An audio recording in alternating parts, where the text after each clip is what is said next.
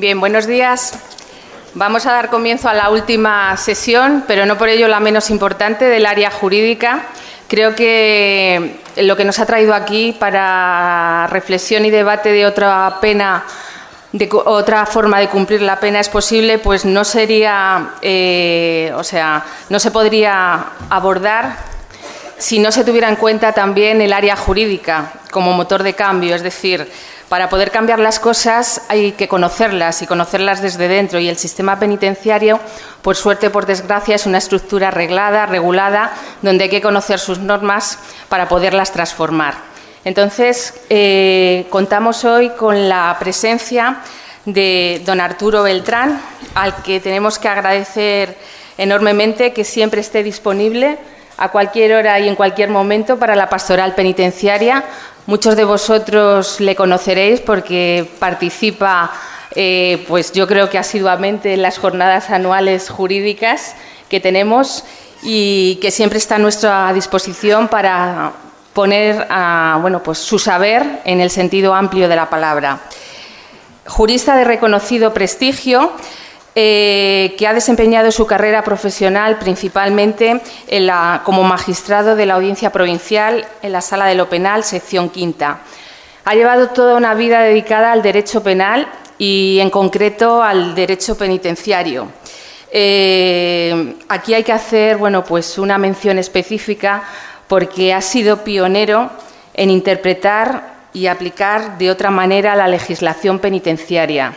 Los que nos dedicamos al derecho agradecemos enormemente que siempre ha tenido un enfoque humano y, por lo tanto, justo de lo que es aplicar justicia.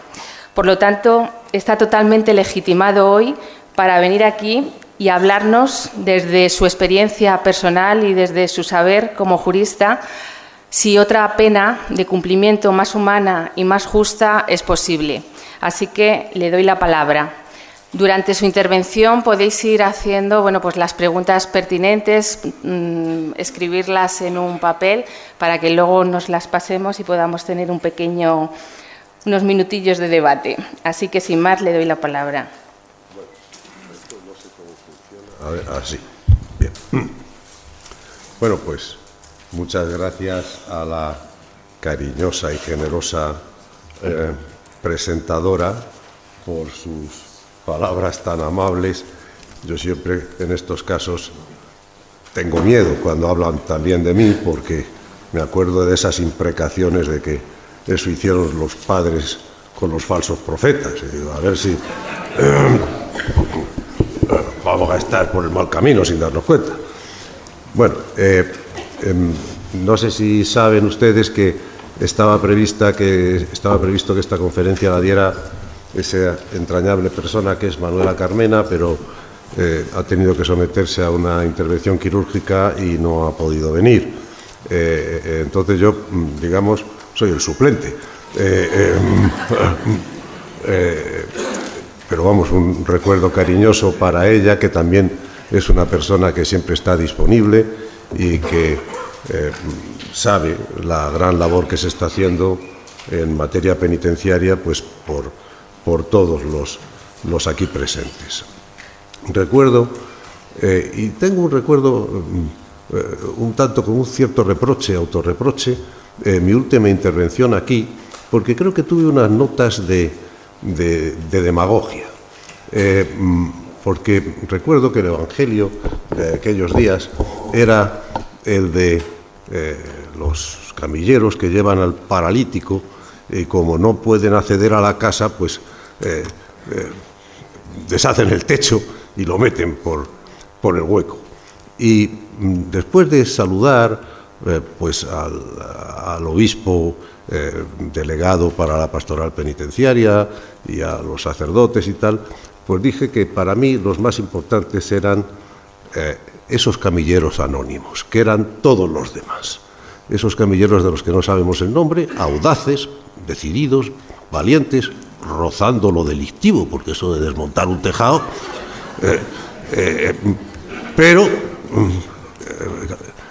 y está bien acordarse de los camilleros anónimos, es verdad, está bien, pero luego me quedé pensando, tenías que haber reforzado un poco más la idea también de los excelentísimos y reverendísimos, porque también ellos hacen una gran labor. O sea, no puedes olvidarte de los obispos, no puedes olvidarte de las órdenes mercedaria y trinitaria, de las hijas de la caridad, de los heroicos capellanes de las prisiones. Entonces, hoy sí quiero decir todo esto, o sea, que me acuerdo de todas estas personas y de tantas otras asociaciones no vinculadas a órdenes religiosas, pero de inspiración cristiana, que están haciendo una labor extraordinaria. Bien, se trata de ver si hay otra forma de cumplimiento de las penas. Bueno, pues la primera forma de cumplimiento distinto de las penas es evitar su cumplimiento. O sea, ¿podemos no cumplir las penas? Pues, hombre, hay cosas que se pueden hacer. Todo el mundo sabe que las penas son un mal necesario y por lo tanto, su única justificación, como la justificación de cualquier mal, es la necesidad, la imperiosa necesidad de jugar con ese mal como mal menor, vamos a decir. Por lo tanto, allí donde la necesidad desaparece, la pena pierde su justificación. Es así de sencillo. Lo que pasa es que, claro, es muy difícil saber cuándo la necesidad desaparece.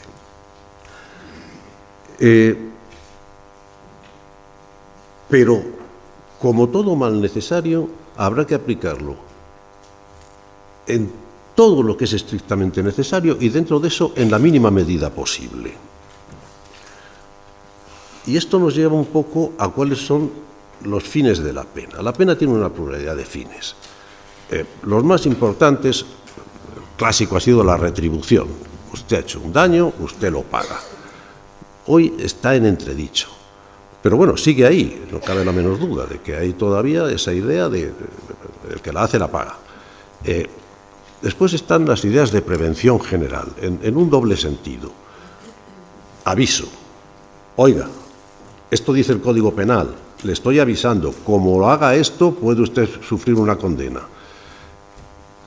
Y en el sentido positivo, no se tome usted la venganza, no se tome la justicia por su mano, no recurra a la represalia privada, porque ahí está el Estado garantizando que si usted ve vulnerados sus derechos, el Estado le va a proteger y va a sancionar al culpable. Y después está la prevención especial, es decir, la evitación de que el que ha delinquido vuelva a delinquir. Esto se puede conseguir de muchas maneras, por eso la prevención general es un concepto discutible en muchos sentidos, porque claro, se puede intentar rehabilitar a una persona, hacer todo lo posible porque el que ha delinquido no vuelva a delinquir, y se puede, pues por ejemplo, matarlo, se le pone la pena de muerte y desde luego el que ha delinquido no vuelve a delinquir. Eso es evidente. Y hay soluciones intermedias, algunas muy salvajes, pues al ladrón pues se le cortan las dos manos y hombre, ya lo tiene más difícil con los pies. Entonces, la prevención general en el sentido de amenaza, de aviso, es una recomendación esencialmente al legislador, ¿no? En el sentido de conformar a la gente para que no se tome la venganza o la justicia por su mano, es una responsabilidad del legislador y también del juez que aplica esa ley.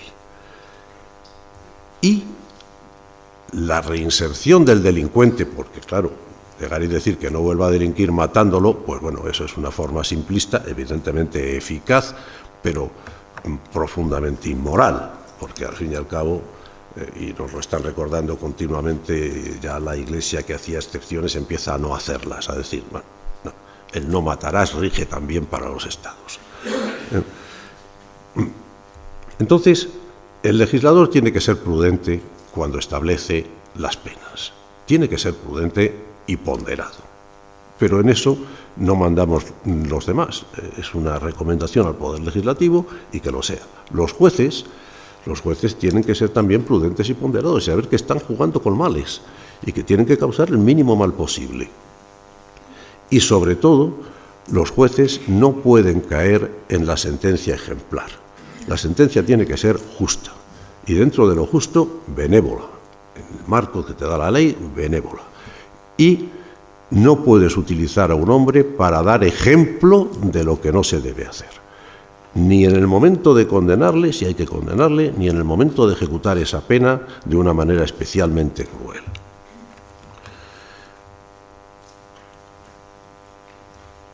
La reinserción. Claro, la reinserción. La reinserción es un problema serio porque no siempre triunfa. Pero es un caso, es una idea en la que hay que jugar con los triunfos. Hay que aceptar que muchas veces no se consigue la reinserción y no pasa nada. No es un fracaso, es normal. ¿Cuántos de nosotros tenemos un defecto, el que sea? Fumar, beber, la ira, la vanidad. Y lo repetimos una y otra y otra y otra vez. Bueno, pues es que hay veces que salir de una costumbre delictiva es tan difícil como salir de una costumbre, digamos, pecaminosa en general. No es fácil, no es fácil. O sea, yo me acuerdo una vez que me estaba confesando y me dijo el sacerdote, ¿siempre confiesas lo mismo? Y dije, claro, ¿y usted? O sea,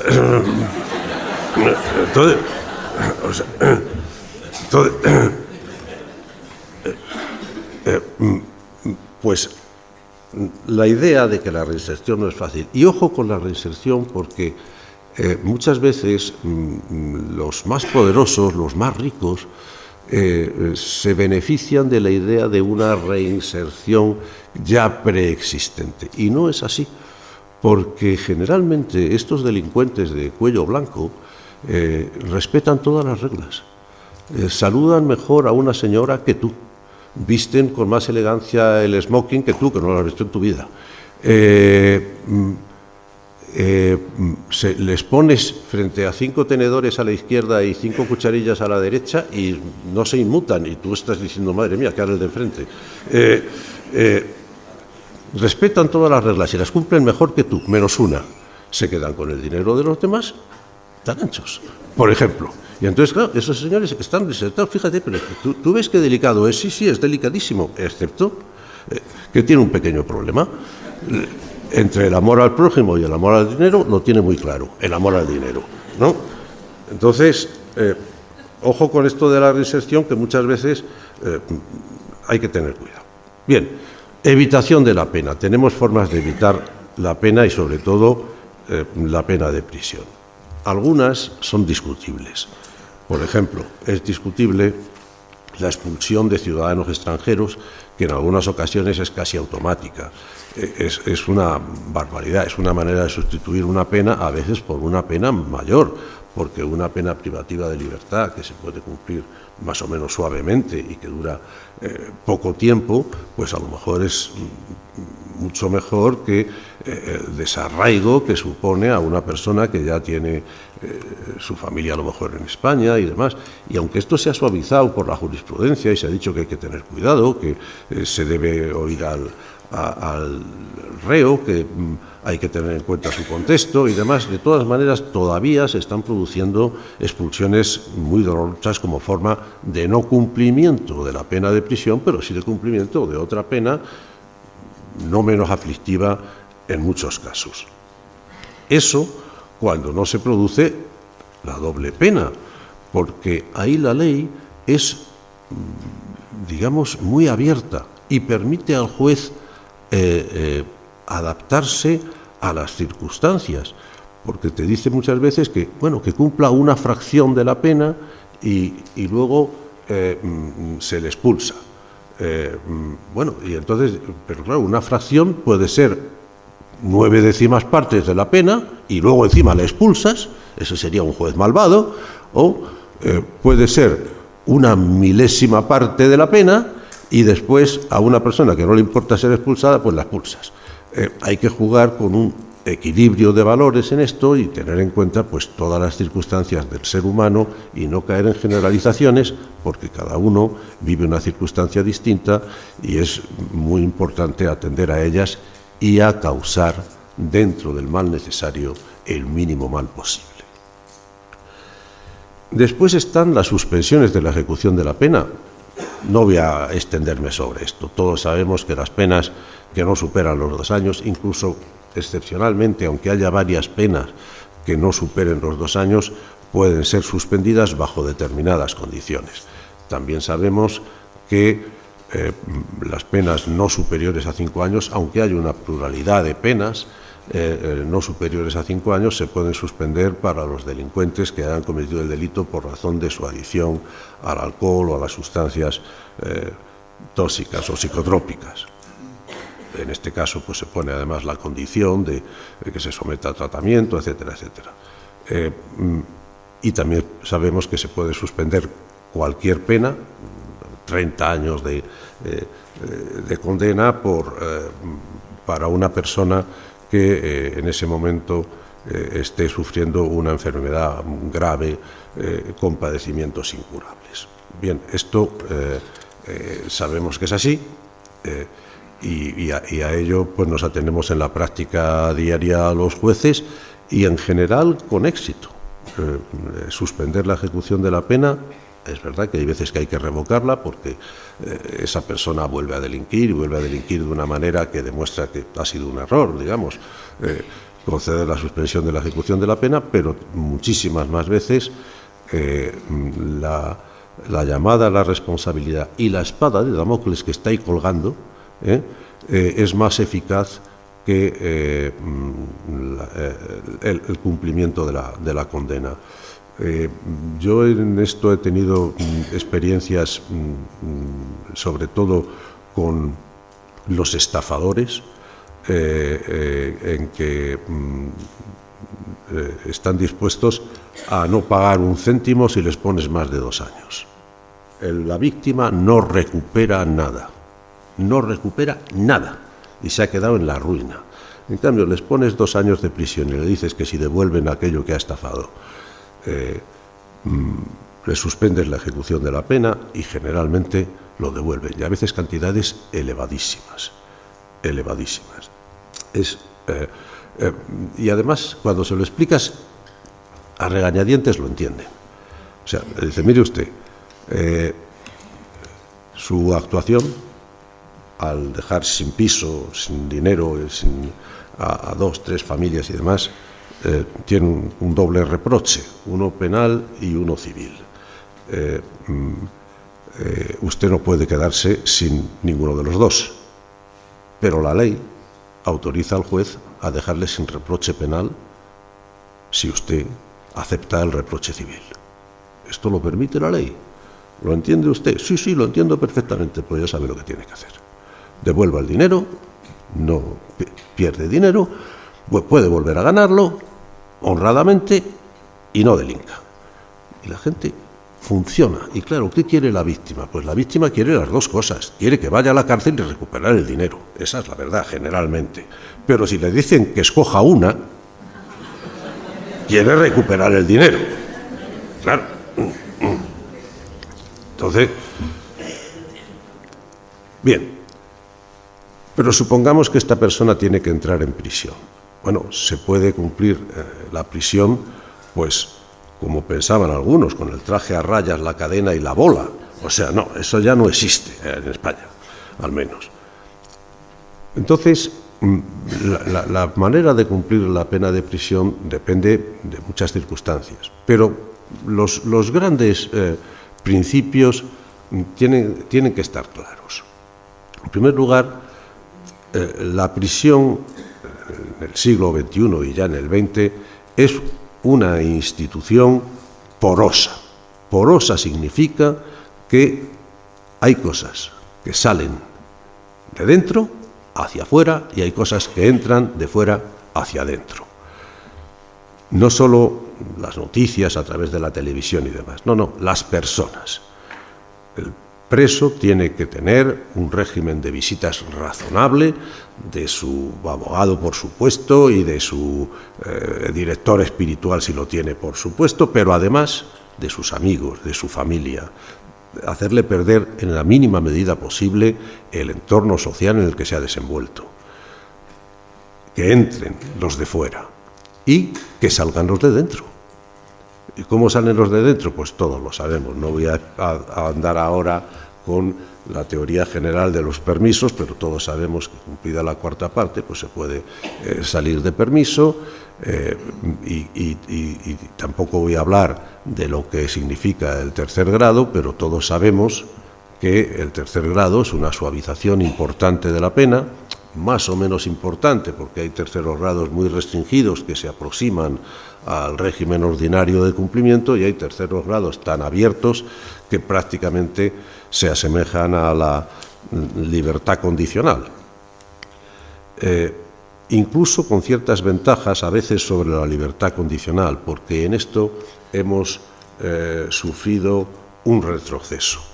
La libertad condicional ha sido tradicionalmente, durante muchos años, el cuarto grado, es decir, salvo para los delincuentes terroristas, que había una excepción discutible, porque para los delincuentes terroristas se decía que si volvían a delinquir, entonces volvían a prisión con descuento del tiempo pasado en libertad condicional, es decir, que en esos casos el cuarto grado no actuaba como cuarto grado, y digo muy discutible porque la ley no decía qué tipo de delito. Entonces, claro, bueno, si un delincuente terrorista vuelve a cometer un delito de terrorismo, bueno, pues la cosa está clara. Incluso a lo mejor si comete, yo qué sé, una violación, pues bueno, ¿esto qué es? Pero, claro, si un terrorista resulta que no paga la pensión compensatoria, o conduce bajo el influjo del alcohol, o conduce bajo el influjo del alcohol porque no puede pagar la pensión compensatoria, pues ¿eso qué tiene que ver con el terrorismo? O sea, bueno, pues eso, que estaba como absoluta excepción y para un crimen pues particularmente execrable, ahora, digamos, se ha generalizado, porque lo que era el cuarto grado penitenciario, donde se cumplía paradójicamente en libertad una pena privativa de libertad, ahora se ha convertido en una suspensión de la ejecución de la pena. La pena queda suspendida, y si se suspende la ejecución no puede estar al mismo tiempo en el cuarto grado de ejecución. O se ejecuta o no se ejecuta. Si se suspende la ejecución no se está ejecutando la pena. Por lo tanto, el tiempo que pasas en libertad no computa hasta que por fin se dice, bueno, ya queda remitida definitivamente la pena, pero hasta el final del todo, hasta el final del todo. Con lo cual, hemos conseguido una cosa, que es que hemos caído en una inseguridad jurídica que no existía tradicionalmente en España nunca. Fíjense ustedes, en tiempos de Franco había unas penas severas a veces, y se sabía cuándo terminaban, con una incertidumbre. Podían terminar antes, si se redimía apenas por el trabajo. Como mucho, tal día. Y puede que sea menos. Había una incertidumbre, pero una incertidumbre a favor. Llega el Código Penal del 95 y dice, no, la pena se podrá cumplir en primer grado o en cuarto grado. Pero la pena dura esto, 15 años, 10. De fecha a fecha, quitando los años bisiestos. Ya está. Bueno, había otra seguridad. ¿Y ahora? ¿Cuándo se termina de cumplir una pena? No se sabe. No se sabe. Porque tú estás en libertad condicional, o sea, suspendida la ejecución de la pena, y si a falta de 10 días cometes otro delito, pues resulta que ingresas en prisión con el tiempo perdido, y ¿cuándo vuelves a...? Pues ya veremos. ¿Cuándo se termina de cumplir una pena ahora? Depende de cómo se comporte el penado en libertad condicional, si la alcanza, y de que no vuelva a delinquir, y si delinque de tal manera que hay que revocársela, se le revoca y vuelve a computar desde la fecha de revocación el periodo que le quedaba. O sea, no sabemos cuándo termina. ¿Hacía falta esto? Pues yo creo que no. A mí me gustaba muchísimo más el escalafón en grados, y que el cuarto fuera la libertad condicional. Me parece que daba seguridad y daba esperanza. Y sobre esto de la libertad condicional, que ha supuesto para mí un retroceso,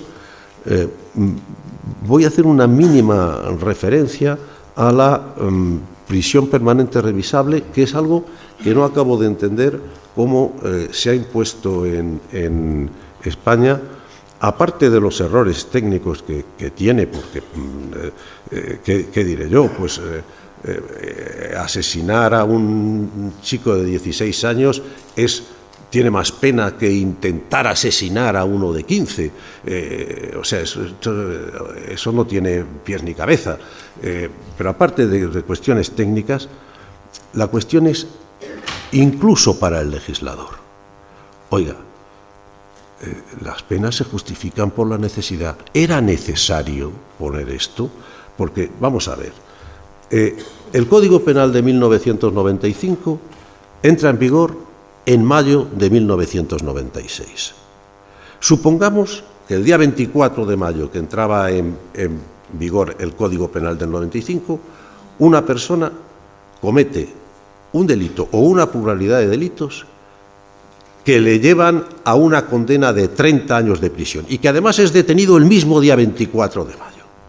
Bien, pues la condena de 30 años de prisión se sabría cuál es su eficacia el 24 de mayo del 2026. No sabemos todavía cuál es la eficacia de 30 años de prisión. Cuando en el año 2003 se dice, hombre, es que un terrorista que mata, como la pena es hasta 30 años y por un solo delito, pues si comete 2, 3 o 4, pues le sale gratis los demás. Bueno, pues vamos a aumentar a 40 años el límite de prisión. Bueno, esta reforma entra en vigor en octubre del 2004. Es decir, que en octubre de 2044 sabremos cuál es la eficacia de 40 años de prisión. Entonces, sin saber la eficacia de puniciones anteriores, ¿por qué hay que imponer una pena nueva que priva, en principio, de esa motivación, esa esperanza sin la cual la capacidad de reinserción mengua? Porque la reinserción se tiene que hacer obligatoriamente, no se puede hacer ni sin el preso como si fuera un objeto prescindible, ni contra el preso como si fuera un agente patógeno. Hay que hacerla con el preso. Y si el preso está desanimado, desesperanzado, absolutamente vencido moralmente, entonces, ¿cómo se hace la reinserción con esa persona? Bien, es lastimoso que la libertad condicional haya perdido su naturaleza de cuarto grado, pero es lo que hay. ¿Y el futuro? ¿Qué se puede esperar del futuro? No tengo ni idea de lo que se puede esperar del futuro. Pues a lo mejor planetas convertidos en prisiones, no lo sé.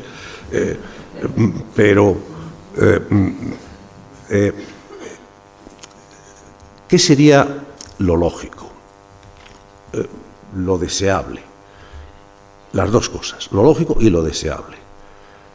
Bueno, en primer lugar, ¿por qué la suspensión de la ejecución de las penas tiene que tener el límite general de 2 años, el límite excepcional de 5 para los delincuentes que actúan bajo el influjo del alcohol y de las drogas, y el límite excepcionalísimo de no tener límite para los que se están prácticamente muriendo?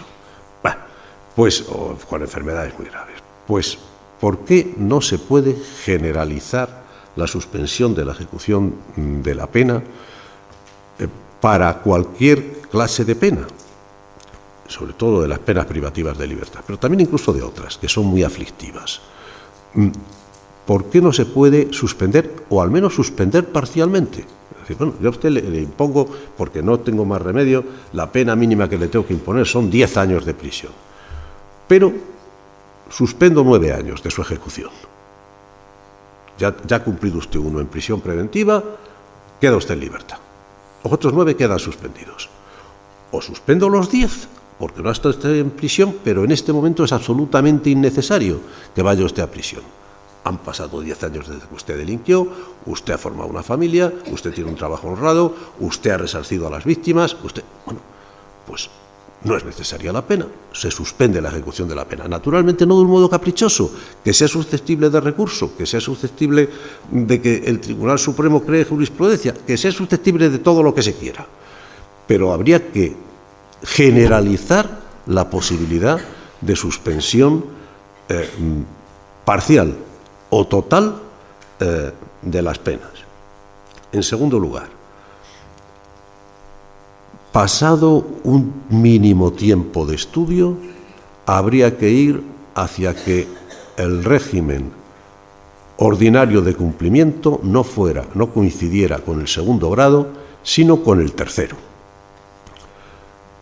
Puede haber excepciones y comprendo que hay veces que el régimen cerrado se hace necesario, pero el régimen cerrado tiene que estar limitadísimo y para circunstancias absolutamente excepcionales, porque de hecho es prácticamente incompatible con cualquier idea de rehabilitación y de reinserción. El régimen ordinario es pues un régimen que se llama ordinario, pero vamos, es un régimen cerrado. No estás cerrado en una habitación o celda individual y con 3 horas de salida o 4 al día. No, pero estás cerrado en 1 kilómetro cuadrado. También estás encerrado. ¿Te permiten salir? A veces sí, a veces no. De permiso, 36 días al año, como mucho. Bueno, si hay suerte, y si no, pues ni eso. No deja de ser, lo ordinario no deja de ser una forma de régimen cerrado. No tan cerrado como el otro, pero vamos, una persona no puede salir. Entonces, una persona que no puede salir, pues está encerrada. Habría que ir hacia una generalización del tercer grado como forma ordinaria de cumplimiento, al menos pasado una fracción razonable de la condena. Habría que establecer también un sistema de penas alternativas a la prisión para aquellos delitos no especialmente graves. Hay una serie de prohibiciones de acceso a lugares, obligación de no salir de determinados lugares, pero determinados lugares muy amplios, sustitución de las penas de prisión por penas de multa, posibilidad, que ya existe en algunos artículos del Código Penal, posibilidad de penas alternativas. Por ejemplo, los malos tratos en el ámbito familiar, que son una cosa, bueno, pues que está muy mal vista, pero se puede castigar con penas de prisión relativamente elevadas, porque a lo mejor un bofetón a un hijo, pues se puede castigar hasta con penas de prisión que suponen el cumplimiento, o sea, y también se puede castigar con trabajos en beneficio de la comunidad. Bueno, pues esa idea de dejarle al juez las dos opciones también debiera, si no generalizarse para los delitos absolutamente graves, sí expandirse de tal manera que fuera posible para delitos pues no especialmente graves y donde fuera perfectamente eludible la pena de prisión. O la suspensión de derechos, suspender el derecho al porte de armas, suspender el derecho de conducción, suspender el derecho de docencia, suspender incluso la patria potestad, en fin, suspender derechos sin necesidad de recurrir a la prisión. Porque además, no nos engañemos, a menos número de presos, más posibilidades de reinserción. Los medios humanos y materiales con que cuenta el Estado crecen proporcionalmente, aunque se mantengan estables, en su eficacia al descenso del número de presos. Por lo tanto, en todo aquello que sea posible hacer descender el número de presos, pues tenemos que luchar por ello. En este momento se están llevando políticas penitenciarias aceptablemente acertadas, creo yo, y van en ese sentido. Supresión en la medida de lo posible del primer grado, incremento del tercero, incremento de la libertad condicional, en fin, todas estas cosas que son absolutamente positivas, vamos a decir. Y los permisos. Los permisos hasta ahora están limitados y son cortos. El permiso que más puede durar 7 días. Habría que ir a primero, el tercer grado fomentarlo. En el tercer grado ya los permisos tienen sentido, claro que tienen sentido, sobre todo en las formas más restringidas del tercer grado, pero en algunas tienen poco sentido porque la persona está prácticamente, con algún control telemático o con lo que sea, prácticamente hace su vida normal. Incluso con la ventaja en estos casos respecto de la libertad condicional, que el tercer grado sí vale para el cumplimiento de la pena y la libertad condicional actual no. Pero habría que plantearse permisos de meses. O sea, usted se va de permiso, pero se va 6 meses de permiso. A ver qué pasa.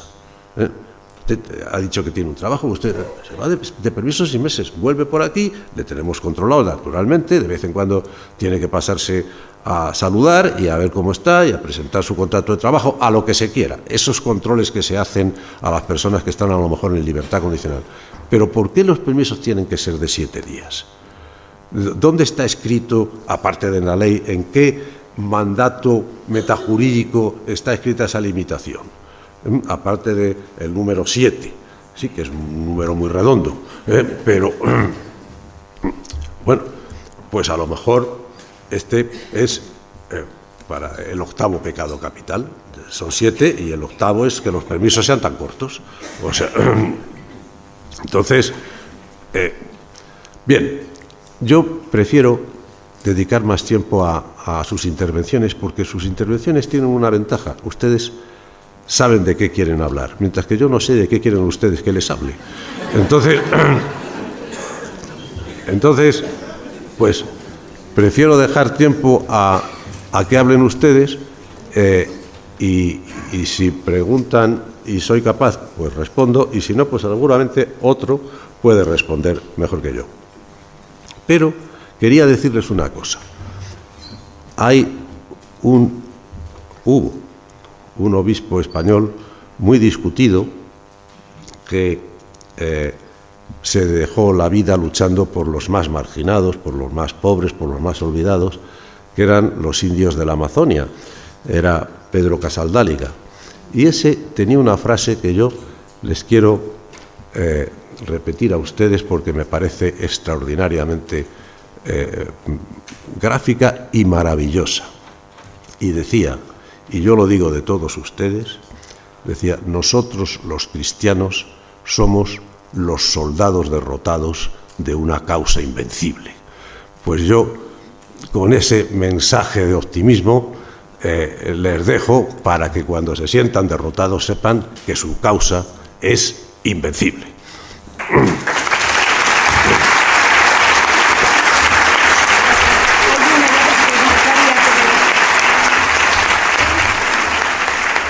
Bueno, muchísimas gracias por esta exposición pedagógica a los que son legos en Derecho. Pues bueno, legos en teoría, pero creo que muy doctos en experiencia, que no siempre la sabiduría se adquiere por los libros, sino por el día a día y a pie de calle. Creo que ha puesto las claves, Arturo, si me permites, te tuteo. Hombre, claro. Ha puesto las claves, ¿no?, de qué perspectiva desde el ámbito jurídico se deben dar para ese cambio necesario. Y yo creo que esas claves es algo que a los que estudiamos Derecho, en el Derecho Penal, nos lo enseñan en lo que es la primera clase de Derecho Penal, que debe ser la última ratio para la solución del conflicto. Sin embargo, tendemos a una sociedad en la que el populismo parece ser que el Derecho Penal saca réditos electorales y toda la solución de los conflictos y problemas hay que llevarlos al Código Penal, cuando el Código Penal, todos sabemos, el derecho penal y el sistema penitenciario entra como un elefante en una cacharrería y destroza absolutamente todo. Entonces, bueno, pues esa última ratio creo que se ha olvidado el legislador, se ha olvidado la sociedad porque tampoco tenía conciencia de ello y tenemos que volver a ella con las claves que nos ha dado Arturo Beltrán. Bueno, preguntas que voy a ver si soy capaz, aunque de leerlas las letras, perdón. A ver, primera, sus ideas sobre la suspensión de condena de cumplimiento en tercer grado de medidas alternativas. Es muy amplio en el mundo de la judicatura. los jueces mayoritariamente están por estas medidas de cumplimiento, es decir, si estas ideas o en el ámbito de la judicatura entiende mejor. Bueno, la tentadora ocasión de decir que yo soy estupendo y mis compañeros una birria,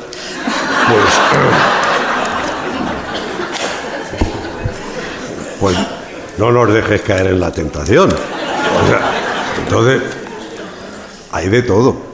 Hay muchísimos jueces que ven con alivio la posibilidad de suspender la ejecución de la pena. Hay muchísimos jueces que ven con simpatía las progresiones de grado.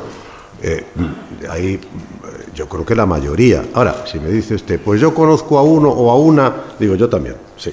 O sea también, los hay, claro.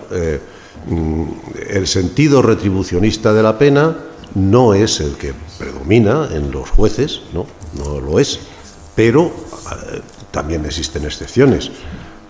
Las excepciones muchas veces son llamativas. Y la idea de recurrir a la ejemplaridad es una tentación que existe, ¿no? Hay veces que dices, ¿por qué ingresa esta persona en prisión si podía haberse suspendido la ejecución de la pena? Y hay que dar ejemplo, hombre, pero dar ejemplo a costa del sufrimiento de una persona, si es innecesario ese sufrimiento, no tiene sentido. El otro día me preguntaban si tenía que entrar Griñán en prisión o había que darle un indulto. Y yo no quise manifestarme sobre el indulto porque lo dije claramente, mire, tiene unas connotaciones políticas clarísimas y yo creo que una persona que ha sido juez, aunque ya no lo sea, no debe entrar en el terreno de lo político. Pero lo cierto es que jurídicamente, si esta persona entra en un centro de inserción social, puede ser clasificado en tercer grado en 24 horas, marcharse a su casa con un control telemático y ser puesto en libertad condicional en una semana, porque eso sí que lo permite la ley. O sea, y no es el poder ejecutivo corrigiendo al poder judicial a través de un indulto. No, mire usted. ¿Cuál es la peligrosidad de esta persona de 76 años, delincuente de un solo delito cometido desde el poder del que ahora carece, hace de esto 16 años? ¿Cuál es la peligrosidad actual de esta persona? ¿Cuál es el reproche ético-social de esta conducta 16 años después? ¿Sería una barbaridad clasificarle en tercer grado desde el inicio? Pues no. ¿Sería una barbaridad darle la libertad condicional a una persona de 70 y tantos años, delincuente primaria sin peligro actual de volver a cometer ningún tipo de delito? Pues tampoco. Entonces, quiero decir que las posibilidades que ofrece la ley, incluso ahora, son amplias, ¿no? Pero bueno, volviendo a la pregunta. Los jueces mayoritariamente son partidarios de flexibilizar el cumplimiento de la pena y mayoritariamente aplican la suspensión de la ejecución de la pena allí donde es posible. Sí. La respuesta es sí. Mayoritariamente así es. Muchas gracias. Aquí hay una pregunta, bueno, hay varias, en relación a la arbitrariedad que puede suponer la aplicación de la prisión preventiva. Pone dos casos diferentes, porque en un caso, bueno, pues se decreta prisión preventiva, sale juicio inocente y la compensación económica son 4.000 euros. Otro caso mediático, no voy a nombrar, preso preventivo, sale el juicio inocente, compensación 20.000 euros. La arbitrariedad, bueno, pone de manifiesto en la que se puede decretar la prisión preventiva y si luego son inocentes, la diferencia en las compensaciones económicas, habiendo estado en prisión, pues en un caso un año, 4.000, en otro caso parece ser un mes, 20.000 euros. Sí. Bueno, la verdad es que la prisión preventiva, en fin, Miren ustedes, cuando ustedes vean un auto que empieza diciendo el domicilio es inviolable, tengan por seguro que ese auto acaba acordando la entrada y registro en 27 pisos. O sea, siempre se empieza por sentar la premisa de cuál es el derecho fundamental, ¿no? Entonces, cuando empieza un auto diciendo que la libertad es el régimen general y que la prisión debe ser la excepción y que la prisión preventiva, cuando todavía se conserva la presunción de inocencia, prisión preventiva. Siempre empezamos diciendo lo buenos que deberíamos ser para después decir, pero es que en este caso no me queda otra. Todos los autos tienen ese reflejo un tanto hipócrita de empezar proclamando los grandes principios para luego decir, en este momento concreto, esos grandes principios no pueden regir. Probablemente la prisión provisional sea un mal necesario, pero claro, hay que restringirlo a los supuestos de extrema necesidad. Yo he tenido casos en que llegas y dices, ¿y qué hago? ¿Cómo no voy a acordar la prisión? Y te decía el abogado, es que todavía es inocente y tal. Pero es un sicario, ha venido de Colombia, ha asesinado a un tío en el hospital, no tiene arraigo aquí, pertenece a una organización criminal que le va a proteger si se va. ¿Qué quiere usted que haga? ¿No? O sea, entonces hay casos en que dices, mire usted, es absolutamente imprescindible. Otras veces no es que sea imprescindible, es que provoca una especie de cansancio social, ¿no? La persona que, por ejemplo, habitualmente trafica con drogas y entonces viene, libertad provisional, está en libertad provisional, otra vez detenido, traficando con drogas, segunda vez que queda en libertad provisional. A la tercera que se produce, pues un proceso de escepticismo, de cansancio, de, bueno, ya está bien, me está tomando el pelo, ya entra hasta lo personal casi, ¿no? Pero en fin, digo que hay casos en que prácticamente no queda otro remedio. Los demás, pues evidentemente habría que recurrir a sistemas de poner en libertad hasta el juicio para evitar precisamente esa posibilidad de que ya no tiene arreglo, de que le has privado de 1 año de libertad, de 2 años de libertad a una persona que luego es absuelta. Y claro, la compensación económica por ese tiempo que ha estado en prisión, pues existe, pero no es una compensación real. 1 año de tu vida personal, de tu vida familiar, de tu vida social, pues no se devuelve con dinero. Esto es así. ¿Se abusa en España de la prisión preventiva? Pues hombre, según las estadísticas, sí se abusa porque cerca de un 30%, oscila, pero cerca de un 30% de los presos son presos preventivos. Entonces, eso significa que hay demasiados presos preventivos. ¿Es una cuestión de cultura? Pues sí. Hay que tener en cuenta también la presión social, las películas americanas son bastante realistas, en el fondo. No, los diálogos no son tan brillantes y las intervenciones de abogados y fiscales no son tan brillantes, pero son bastante realistas en el sentido de que el juez casi siempre acuerda la libertad con fianza o sin fianza. Rara vez en el sistema judicial americano se acuerda la prisión preventiva. Y lo que decide el juez, que a lo mejor es un tío peligrosísimo, el que queda en libertad con fianza, lo que decide el juez se admite. Nadie rechista. Lo ha dicho el juez, se ha terminado. Hoy yo estaba oyendo la radio y además estaba oyendo lo que dice el presidente del gobierno, que es la emisora de los obispos. Pues estaba oyendo la emisora de los obispos y la emisora de los obispos decía con gran sorpresa que a la señora que había secuestrado a un niño en Bilbao la había dejado el juez de guardia en libertad sin fianza y tal. Como, esta sorprendente decisión, esta anómala decisión, y tú decías, bueno, pero vamos a ver, que sí. Primero, el que ha estado allí es el juez, no tú. El que ha estado allí era el juez. el que ha examinado a esta persona, que al parecer tiene algún problema mental y que se ha ofrecido a internarse voluntariamente en un centro psiquiátrico, ha sido el juez, que creo que era una mujer, pues la juez. Pero la presión social, pero le va a poner usted en libertad. Claro, eso cuenta. Y hay una mayoría de jueces que eso lo resisten, pero alguno a lo mejor no lo resiste. Entonces, ojo con la prisión preventiva como una responsabilidad exclusiva de los jueces.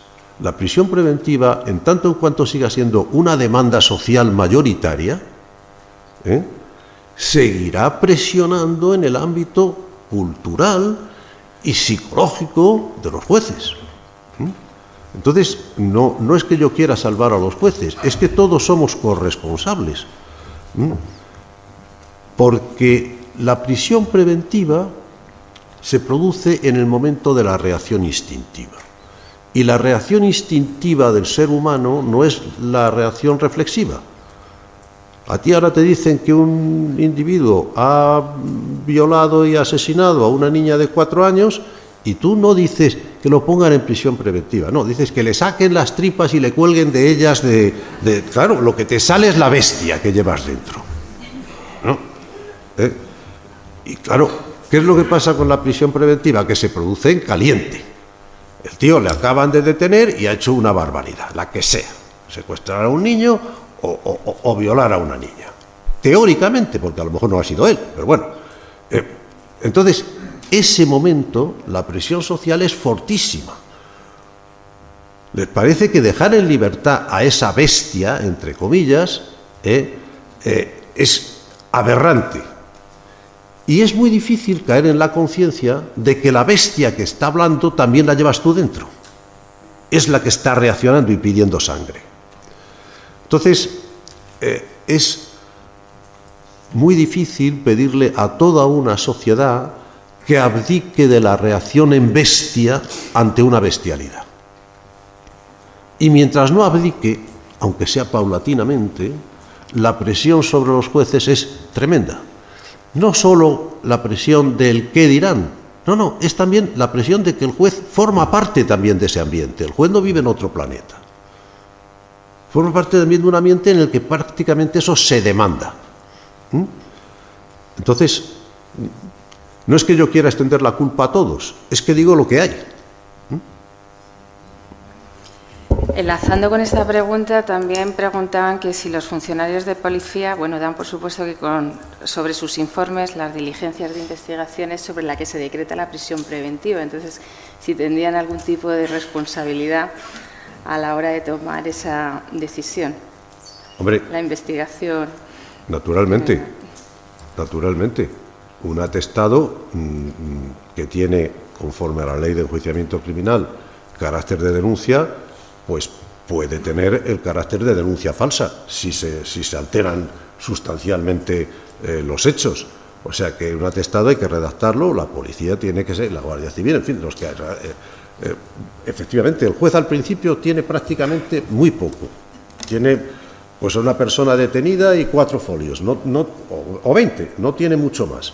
Tiene muy poco más. A veces puede tener un testigo, pero excepcionalmente. Por lo tanto, claro, el atestado tiene que ser lo más posible un fiel reflejo de la realidad, porque si no, está contribuyendo a la prisión provisional. Pero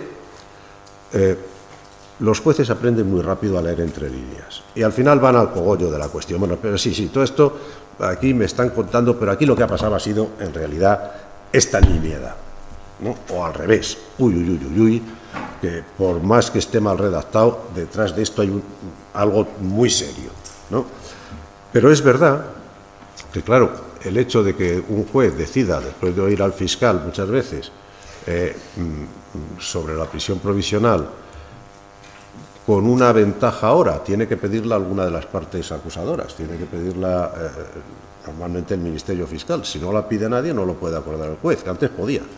Pero, en fin, es verdad que se acuerda la prisión provisional muchas veces sin más que haberle oído al acusado, al detenido, y unos folios que están ahí escritos. Pero se aprende a leer entre líneas la gravedad de los hechos y la peligrosidad de la persona. Es muy importante, hoy las policías, todas ellas están enlazadas, de tal manera que la Ertzaintza, la Policía Nacional, la Guardia Civil, los Mossos, tal, no sé qué, pues tienen una serie de archivos comunes, entonces te llegan y te dicen, esta persona ha sido detenida 10 veces por la Guardia Civil, 15 por la policía, 3 por la Ertzaintza. Mal lo tiene. Que mal lo tiene. Bueno, pero está bien. O al contrario, te dicen, no, es la primera detención, se han consultado los archivos, primera detención, tal, no sé qué. Bueno, entonces, cada vez más te dan alguna pista. Pero sí es cierto que todos los que hemos estado de guardia sabemos que el peor trago era tener que decidir sobre la prisión o la libertad con 4 datos. Con 4 datos, lo cual muchas veces favorecía la libertad, porque decía, bueno, yo con esto no puedo ponerle en prisión a una persona.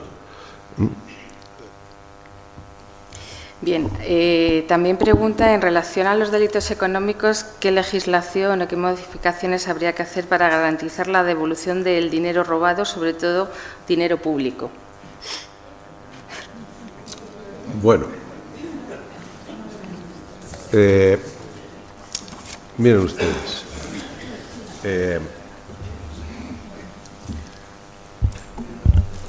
eso no se va a conseguir. O sea,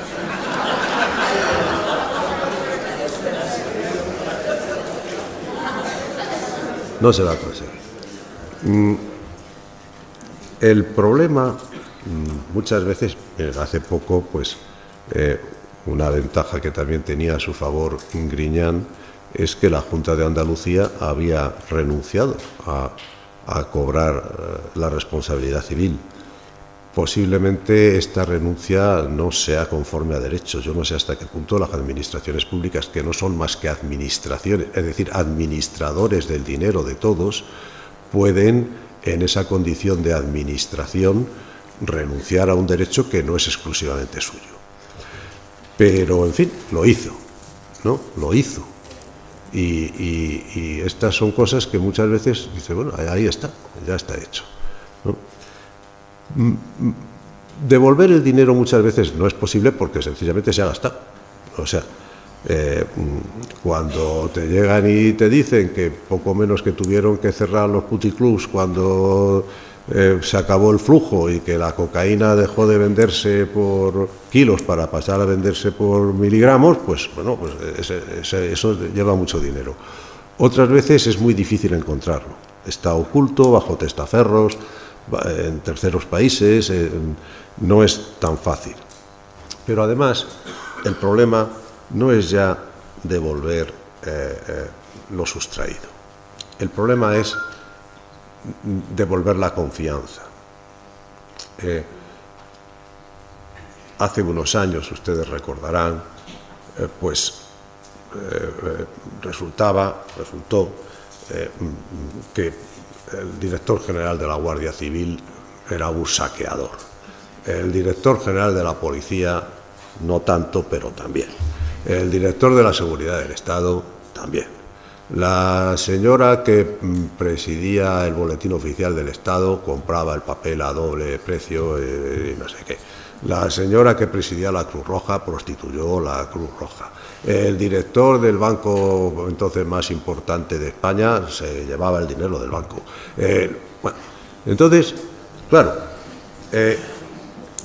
la cuestión es, oiga, ¿cuántos se llevaron? No, pues igual se llevaron, yo qué sé, vamos a poner ahora en euros 50 millones de euros. 100 millones de euros se llevaron. No tanto, pero vamos a poner que fueran 100 millones de euros. Entonces eran pesetas. Bueno, pero esa no es la cuestión. 100 millones de euros para un país son un alfilerazo. Eso no es nada. Eso no es dinero. La cuestión es que hay dos tipos de países. Los países en los que la gente pregunta qué dice la ley y los países en los que la gente pregunta con quién hay que hablar, ¿no? Entonces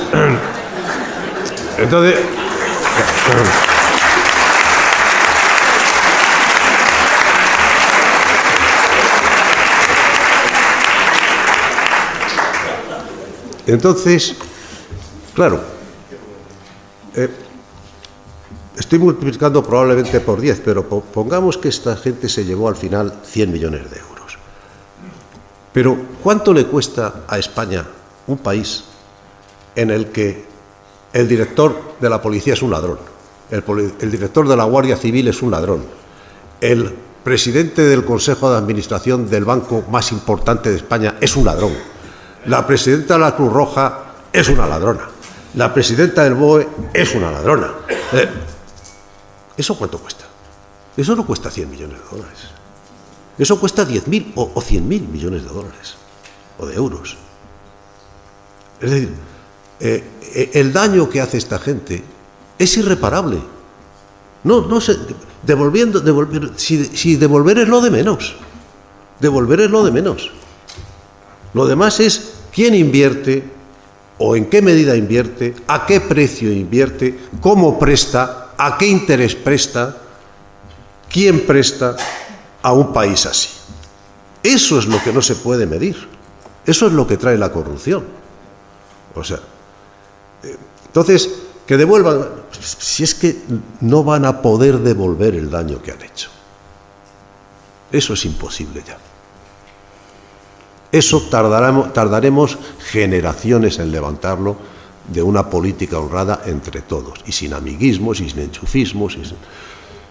Esa es la cuestión. Bien, voy a intentar sintetizar dos preguntas que son, yo creo, más reflexión, porque ya Arturo creo que ha dado las claves a lo largo de su intervención. Nos hacen aquí una cuestión que, ¿cómo llamamos a la pena que se impone a una persona después de 15 o 20 años y que ya ha normalizado su vida y tiene que ingresar en prisión? Creo que ha dado las claves, pero... Sí, entendámonos, pues eso es lo que hay que intentar evitar. O sea, el juzgar... Vamos a ver, la justicia tardía ya no es justicia, eso es un lugar común, pero es verdad. O sea, entonces, claro, el que una persona ingrese en prisión porque ha cometido un delito, pero se le juzga sin culpa suya, por deficiencias de la Administración de Justicia, por rebeldía de otros presos que tienen que ser juzgados conjuntamente, por lo que sea, se le juzga con muchísimo retraso, pues claro, el ingreso en prisión es una barbaridad. Por eso habría que establecer normas de suspensión de la ejecución de la pena, y también habría que establecer formas de ejecución de la pena más ágiles. Por ejemplo, ¿por qué no puede el juez sentenciador, que al fin y al cabo va a ser el que revise en última instancia todas las clasificaciones de grado y la libertad condicional, por qué no puede el juez sentenciador acordar en su sentencia que esta persona entre en un centro clasificada en tercer grado? A ver, ¿por qué no puede? O sea, no, ¿tiene que ser siempre la Administración penitenciaria la que dé el primer paso en la clasificación y el último recurso ante el juez? ¿Por qué no puede el juez, que tiene la última palabra, tener excepcionalmente la primera, por ejemplo, en estos casos? No sería ninguna barbaridad. Bien, hay otra que es otra reflexión que dice: la burocracia judicial y la negociación de las penas buscan lo justo. Me imagino que se está refiriendo a las conformidades. Ha dicho la burocracia judicial y la negociación de las penas. Imagino que se refiere a cuando hay acuerdos. Bueno, vamos a ver. Para los jueces, una sentencia de conformidad es un alivio. Porque, claro, no hay juicio. Es un alivio. O sea, te vienen con una... en la sentencia de conformidad, digamos, todos ceden un poco y todos ganan bastante. El fiscal se asegura la condena. Para su estadística, ¡pum!, crucecita de condena. El abogado consigue una pena muy liviana, mucho más liviana, a veces la tercera parte de lo que se pedía, la cuarta parte de lo que se pedía, o menos. Y muchas veces con la garantía de suspensión de su ejecución, que se informa allí mismo en el acto del juicio. Y el tribunal, si está dentro de la legalidad, que es el único control que tiene, vamos a ver, ¿esto está dentro de la legalidad? Sí, pues el tribunal se evita los trabajosos razonamientos de una sentencia, porque España es uno de los países del mundo que más motiva las sentencias. En otros países prácticamente se parte de la base de que el juez es un caballero. En España se parte de la base de que es un delincuente que tiene que explicar muy bien. A ver, explíquese usted bien, porque esto no... Entonces, claro,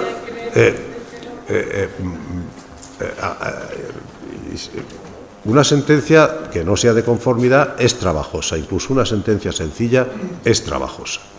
Entonces, para los tres, para el defensor, para el fiscal y para el juez, las tres piezas, vamos a decir, básicas y que siempre existen en un proceso, pues es cómoda la sentencia de conformidad. Y en tanto en cuanto se atiene a la legalidad, y normalmente se atiene a la legalidad en su parte más benigna, bueno, pues una legalidad benigna no está reñida con la justicia, al revés, muchas veces es la consagración de la justicia.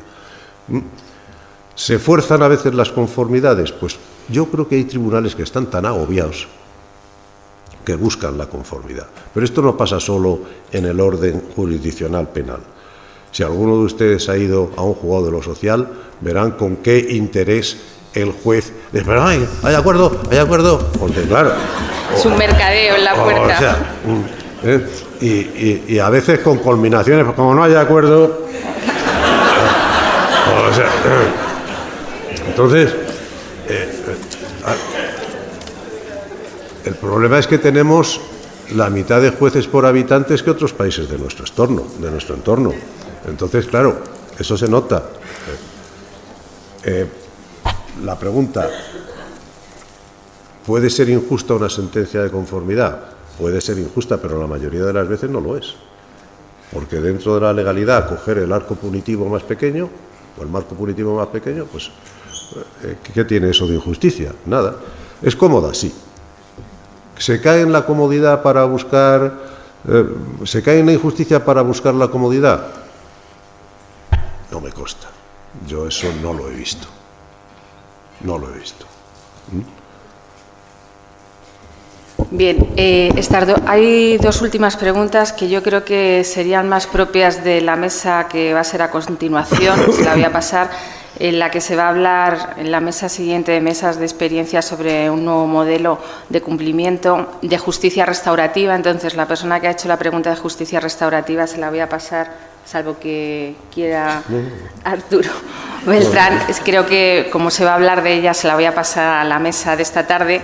Y hay otra que, bueno, pues tal vez se la pasaría también al ponente que viene esta tarde, porque es el coordinador del SOT penitenciario, que se relaciona al contacto con los abogados de oficio. Cuando se trasladan no se puede contactar con ellos y yo creo que eso escapa a la jurisdicción que le compete, o si quiere quieres dar alguna, bueno, pues que son trasladados los presos, es complicado encontrar al abogado de oficio y cómo se puede colaborar desde la pastoral penitenciaria. Pero yo creo que eso también, tal vez a los colegios de abogados es a los que les compete. Conozco a los coordinadores de algún colegio de abogados, desde luego a los de Madrid, a Carlos García Castaño, y desde luego me consta que se toman muchísimo interés y que incluso toman medidas de apartamiento del turno de oficio vamos, que cesan aquellos que no se toman en serio el trato con los presos. Después, claro, el turno de oficio pues son